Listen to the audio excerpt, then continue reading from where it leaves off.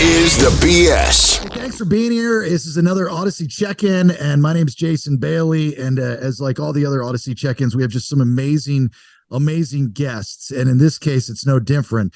We have rock royalty, and Ann Wilson of Heart is back at it again with the new release of This Is Now, which is the focus track off the new album, which comes out on the 29th of September, Another Door. And I mean, we're talking 100 million albums plus sold, Rock and Roll Hall of Fame, Grammy Lifetime Achievement Award winner, and a place in all of our hearts. That's where Ann Wilson of Heart belongs, right? Ann Wilson is in all of our hearts. Ann Wilson, how are you? I'm deluxe. Thank you very much for having me. No, this is great. Let's talk about the album before we get into all the other stuff, because like I've gone through it, right? I've gone through the album, and This Is Now, like out of all the hits that you've done over your career, you get to this point of your life, and this song is so powerful and so meaningful lyrically. Like, do you kind of get to this stage and go, where was this 30 or 40 years ago? Or did you have to live through everything in order to get to where you're at now? Good question. And I think the answer is simple. I think you have to live through it.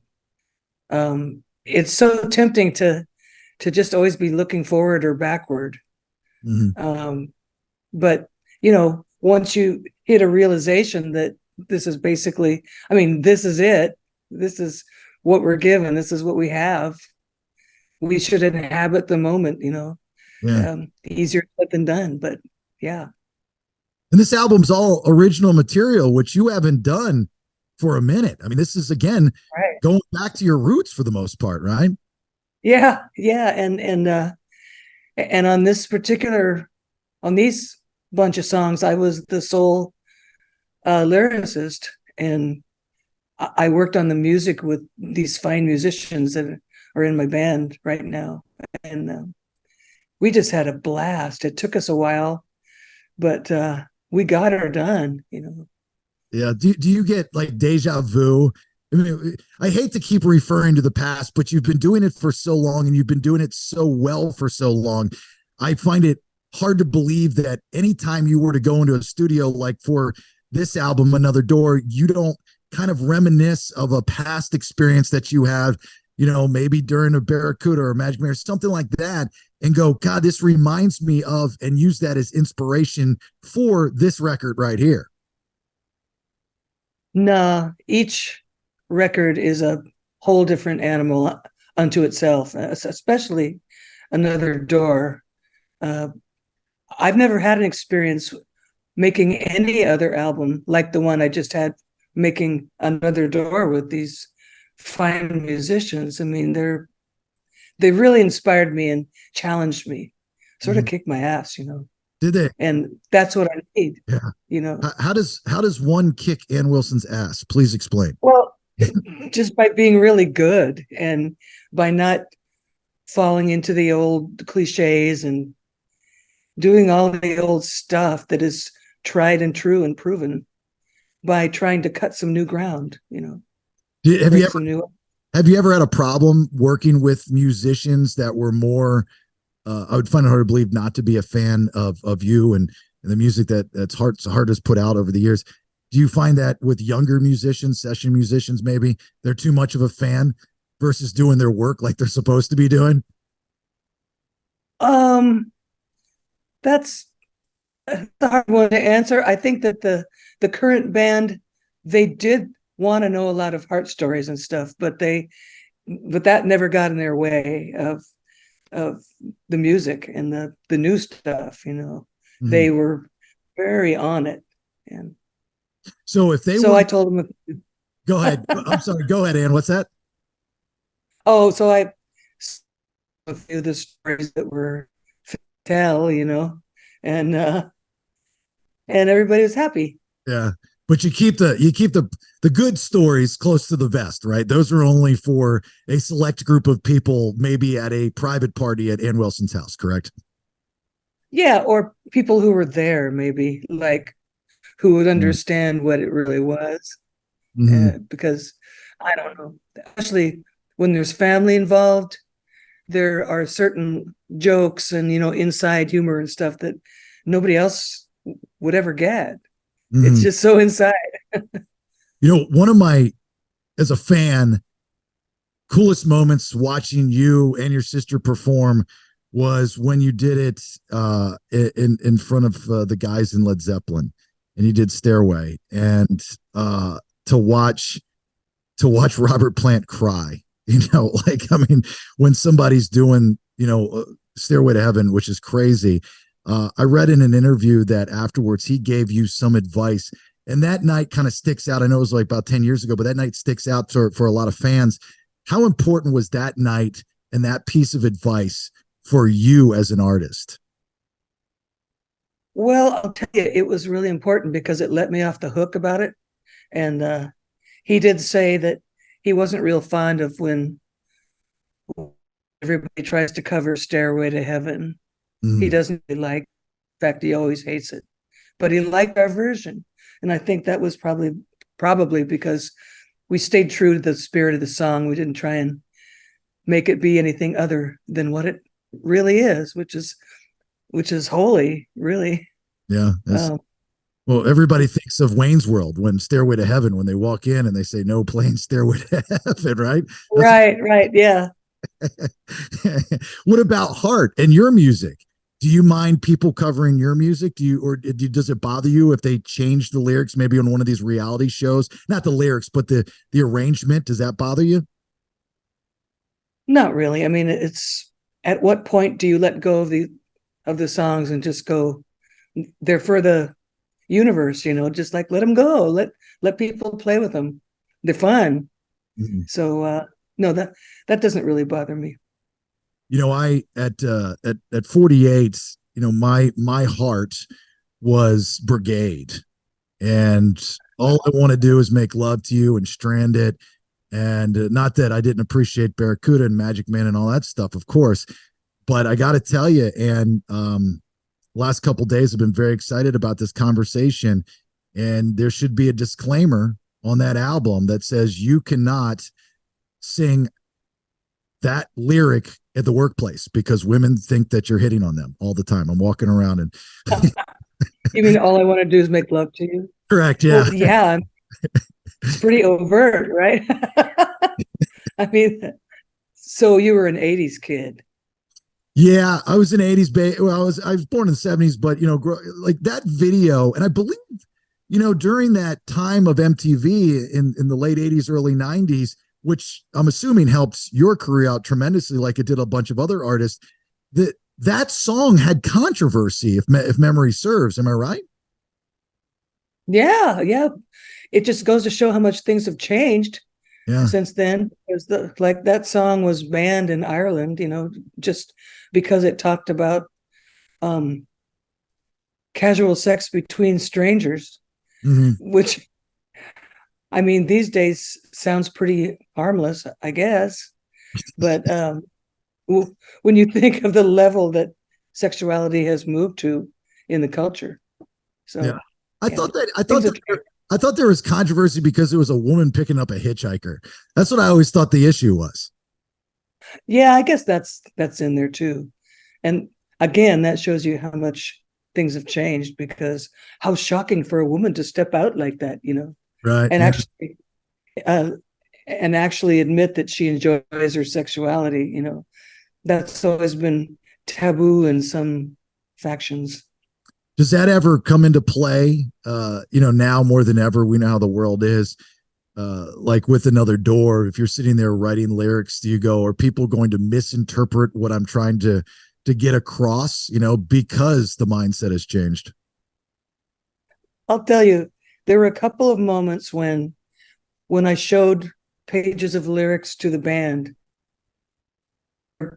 They're guys who uh, who come from Nashville. We worked in Nashville, right? So they're not country, but they're old fashioned boys. And so I showed them pages of lyrics, and a couple of times they would balk at a word, like it was just too forward, a little bit too graphic for them. And I thought that was really funny. Like, It was cute. give me some words. Tell me what they balked at. I'm curious now. God, I'm trying to remember. One of them was uh, protection. Really? Yeah. Wow. How bold And are these? well, in the context it was being used in, it was in a sexual context. Sure. And Yeah. so I think it made them all squirm or something. I don't know. I don't know what the deal was, but they convinced me to find another word, which worked out great. And But you had no problem doing that, just be based off of their suggestion. You weren't hell bent on saying, no, these are my lyrics. This is my message. I appreciate your input, but no, we're going with protection or whatever the word may be. yeah, well, if you could have seen their faces, I mean, they they were kind of blushing and going, "Do we need to talk about that openly?" And I'm like, "God, you guys are from the South." Woo! Yes, we do. I guess we do, huh? Did you struggle with that earlier in your career with any of your lyrics or message? Obviously times change, decades change, and mindsets change. But the direction, did people come at you? I mean, I can only imagine being a woman in the rock world, 70s, 80s, 90s even, and having to fight for your spot, in which you and your sister both did so well. But the message coming from that angle, did people try to stray and push you away from that? Yeah, I think that people used to misinterpret us a lot. Um, the only real image for rock women that people understood at that time was like the Lita Ford type, real sexy kind of porn girl image. Mhm. And Nancy and I have never been that. We've always been more down to earth gals that you could go camping with. or, so I think in the early days there was a lot of misinterpretation going on, and especially in the 80s they really wanted Nancy to be uh, the the front and center, wearing almost no clothes, jumping off the cliff with a guitar. Mhm. So she had to go through a lot of that. Yeah. How did you shoot that stuff down? You just say no? Uh Sometimes she jumped off a cliff, but sometimes but a lot of the time we said no because it was just too stupid. Yeah. It wasn't even cool. It was just kind of stupid.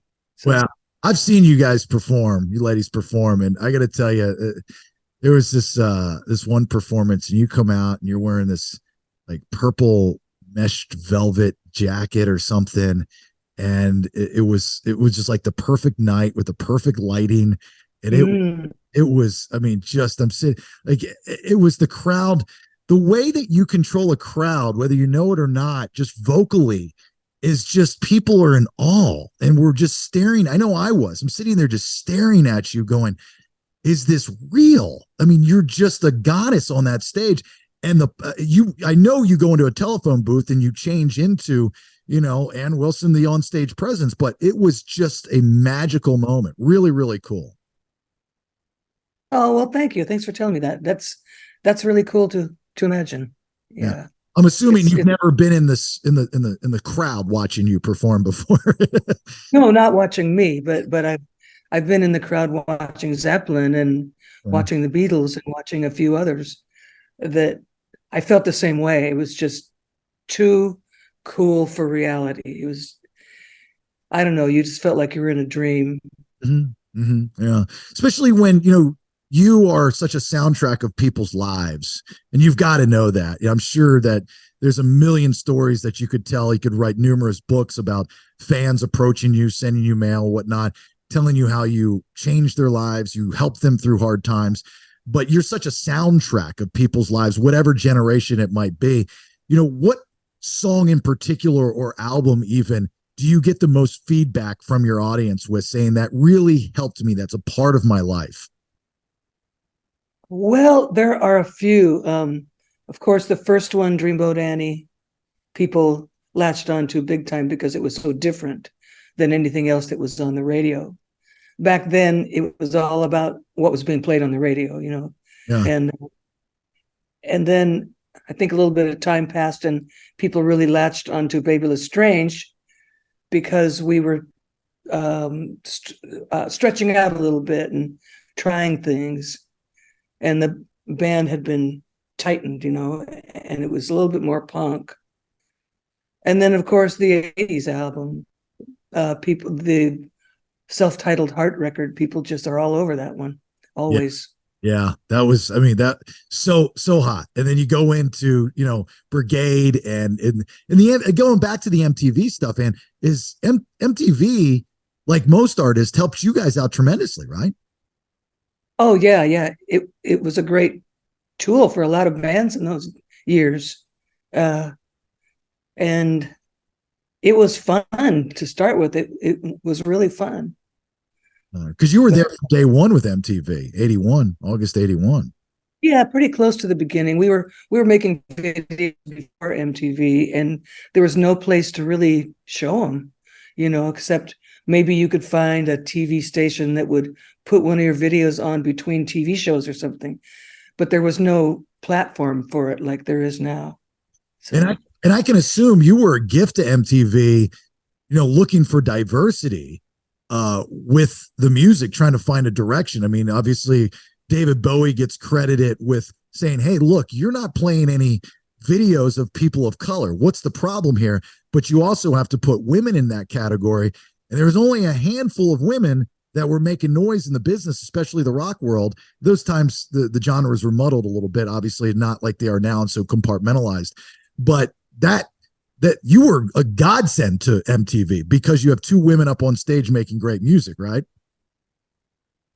yeah, I don't know whether the woman thing in rock was the chicken or the egg, because for a long time, women didn't even attempt to enter the rock scene because it was just too hard.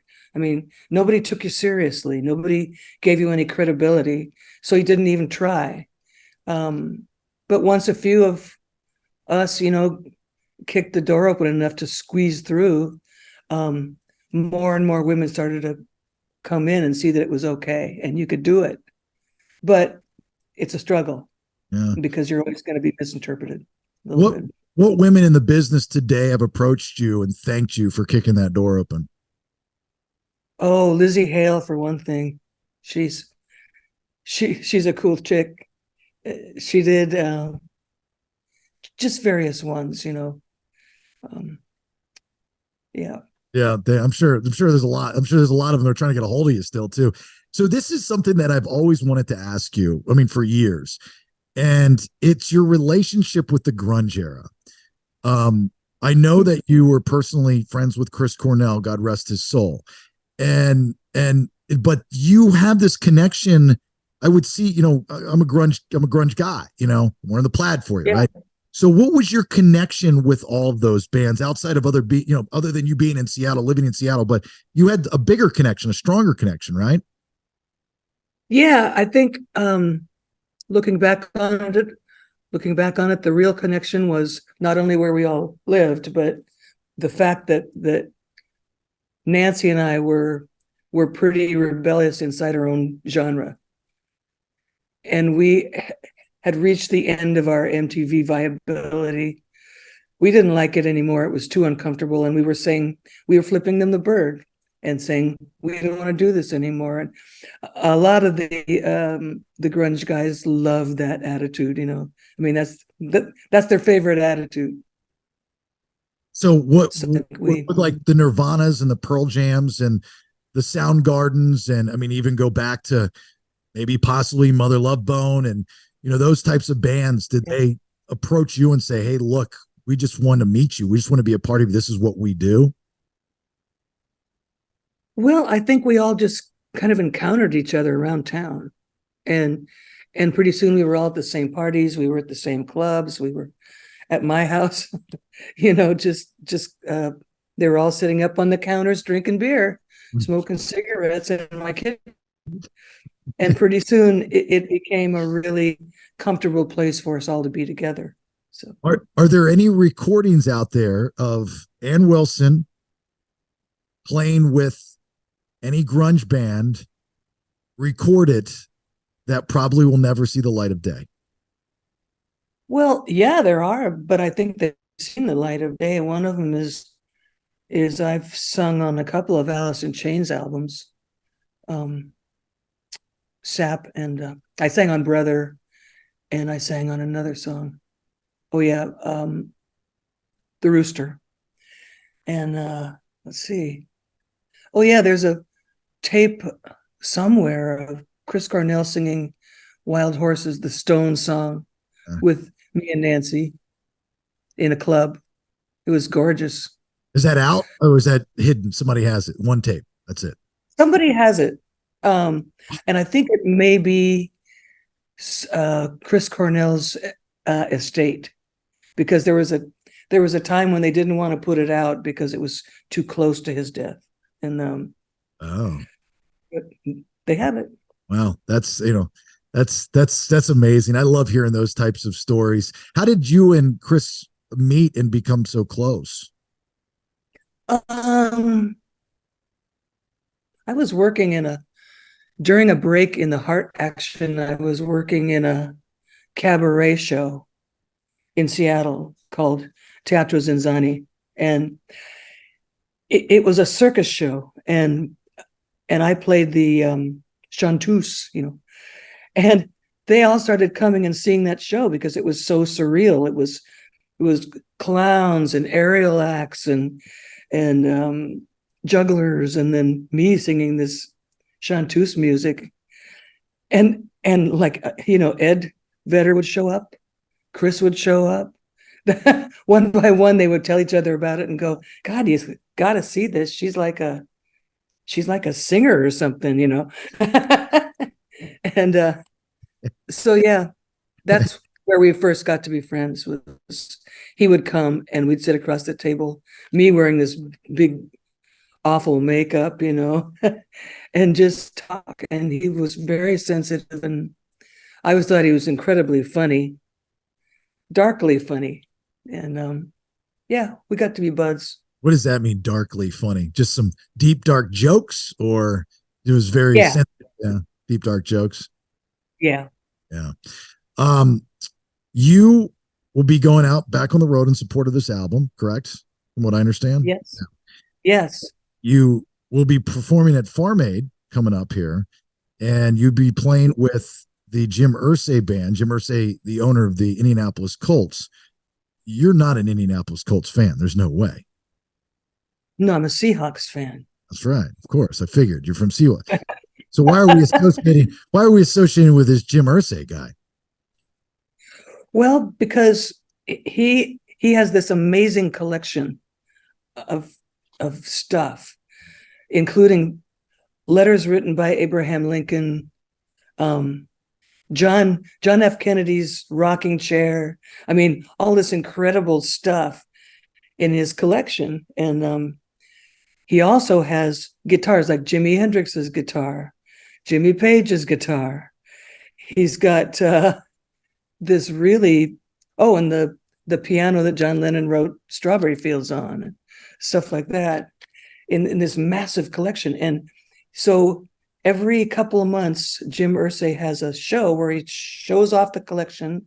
He gets a big room and he shows off the collection, and he puts a band up on stage that he collects the musicians as if they were artifacts.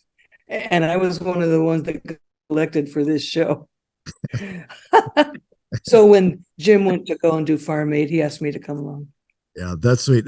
But one of or two of the members of your band are actually in his band, right? Yes, it's true.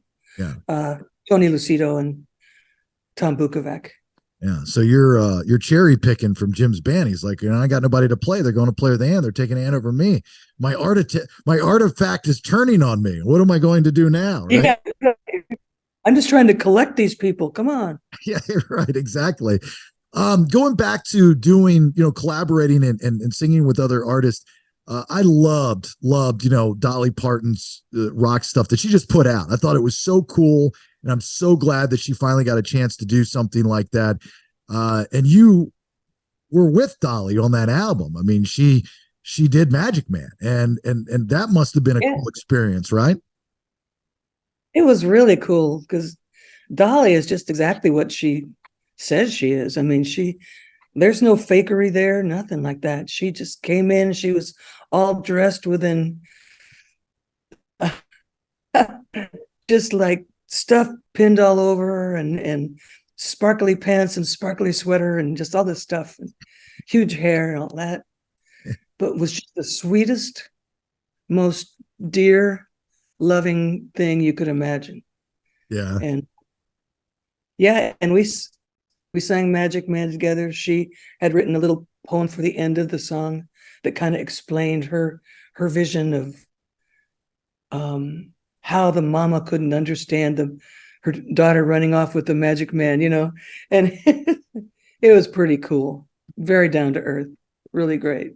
And your experience with Dave Draymond with Disturbed, did he seek you out, or did you seek him out, or was it an arranged marriage for Don't Tell Me? No, they sought me out. They asked me if I'd sing on it, and so I did. I went over to where they were working in Oakland and laid on a vocal. And then later on, they said, "Okay, got to do video." So went down to Maine, was in their video, which they finally got the edit and they didn't really like it, so they're going to reshoot it. So we're going to do that, I think, in October. Oh, really? What did they not like about it? I don't know. It's their thing. Yeah. It's just, he had this real specific vision for what he wants it to be, and it's not just some kind of an MTV type video. It's got depth to it, and it's got meat to it and everything. Yeah. He's a deep. So I think totally, what a guy! Just so intelligent and great heart. Yeah. He loves his big dogs too. I don't know if he still has it, but every time I would do interviews with Dave Draymond, he'd always have his big dog back in the day follow him out on the road. They're beautiful dogs, those beautiful big blue eyes, and he's walking around all tough and bald head, and back in the day he had all the rings, on the nose and all that kind of stuff. All right, so this is the new track, the new album, Another Day, the 29th of September when it comes out. So before I end this, Another Door. Oh, I'm sorry, what's that? It's called Another Door. What did I say? Another Day. Another way. I'm sorry. Another Door. Of course it's Another Door. I apologize. I was thinking about what I was going to say next. So I'm going to say this before I let you go. On behalf of the world, I've never spoken on behalf of the world before. On behalf of the world, it's a simple thank you. That's all. You're just tremendous. Oh, thank you. Yeah. Thanks so much. You really appreciate that. Yeah. And I can't wait to see you. I'm going to do whatever I can to get out. And I really look again. I've listened to Another Door. All right. I've listened to the entire album, and it is awesome. It is amazing. Absolutely amazing. So I look, for those that are going to go see Ann on tour, it's not a bathroom break because it's new music. It is a go to the bathroom, never break during the show. That's what it's going to be. Yeah. It's to go to the bathroom first, right, and get your beer and then come back, right, and listen, break. You're going to have a lot of people angry because they're going to have urinary tract infections going to watch you tour because of that comment right there. Oh, not that. It's my fault. All right, Ann Wilson, thank you so much for all of your time. Best of luck with the new record, and again, thank you for everything for all of the years. Okay. Thank you for having me. I really appreciated it. All right, take care, Ann. Bye-bye. On 98 Rock.